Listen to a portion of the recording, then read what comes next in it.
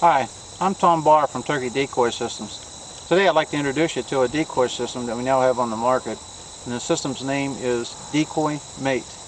This Decoymate system, what it'll do for you is allow you to put motion into your turkey decoy. And we normally apply this motion to a hen decoy. This system will also adapt to just about any decoy on the market. And what I want to do now is I want to show you what the parts consist of. We have a controller. You have a spool here with monofilament line on it. We've got some control beads on here, and I'll show you how to do those. I'll operate these in a minute. Now to mount this spool, all you need to do is mount it on the top here. You want to keep the slots on the top side. The slots are used for your finger whenever you're trying to implement your motion. Now once you have that on there, there's a push pin and that will keep that from falling off for you. Okay, now what I want to do now is I want to take this stake and mount it inside the decoy. On the top of the stake you can see there's a push plug in here. And all you do is mount this up inside the decoy, put this push plug in. Now whenever you put this plug in, you don't want this plug to go all the way down. You want to keep some gap in here because there's going to be a pivot point on the top of the decoy around this area right here. Also in this stake you're going to see a spring right here. And this spring right here is used for our horizontal motion, and what that'll do is allow us to pull on the string and turn the decoy, and then what that will do is actually turn this arm. This arm will turn, and what it's doing is putting pressure onto that spring.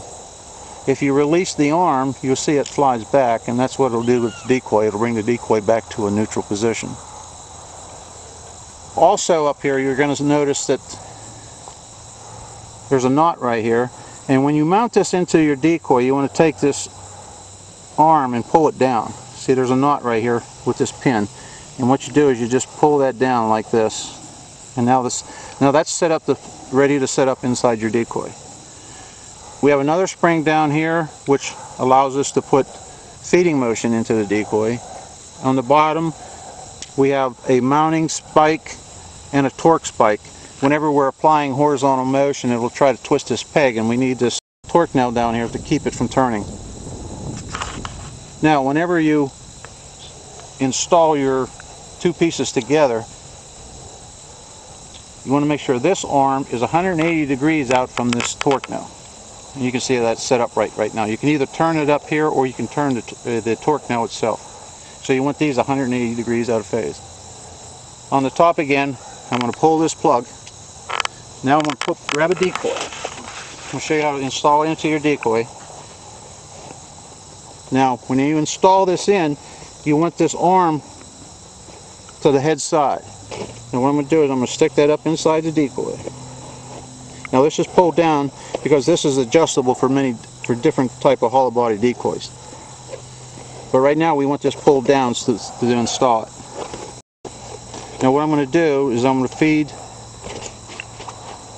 the stake up inside, and I have the hole right here. Now what I'm going to do is just put that plug right in there. Now what that plug's going to do for you is it's going to make sure that thing never comes apart. Now what we want to do is put this arm and get it adjusted on the decoy. What I'm going to do is I'm just going to take this arm and I'm just going to puncture that decoy with it. It goes right in the hole. Make a hole. Now once it's in there, now what I want to do is I'm going to push up on the arm. And you can see now that that's adjusted. Now what's happening now is the decoy is actually setting on this arm with these points here. Now once you get that done, you can test your decoy.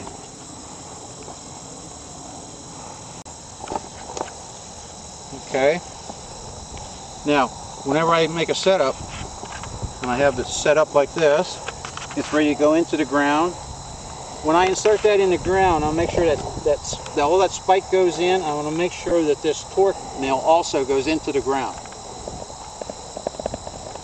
Okay, that's mounted properly now. This torque nail is right down in the ground.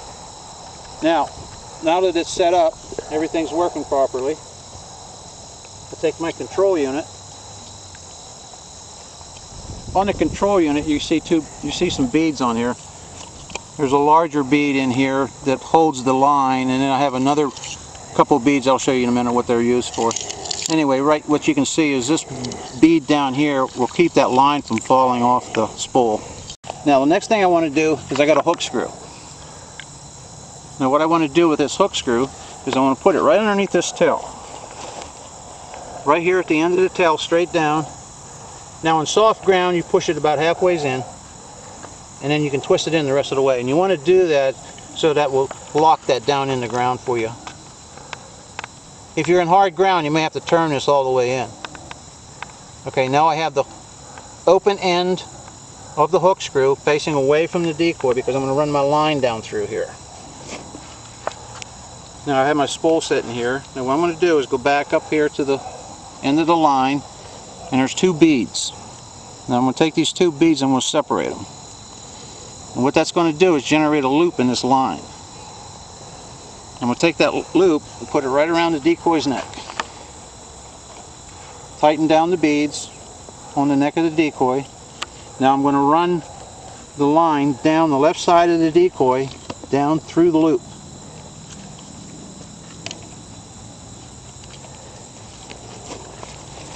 Okay, now that I have that done, before I go back to where I'm going to set up, I want to verify that this works.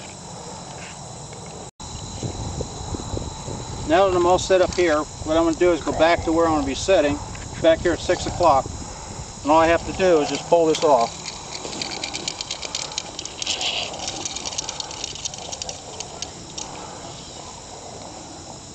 I'm insert it in the ground. Now, when I set down, I want that line to go out between my legs. Now I can readjust my spool.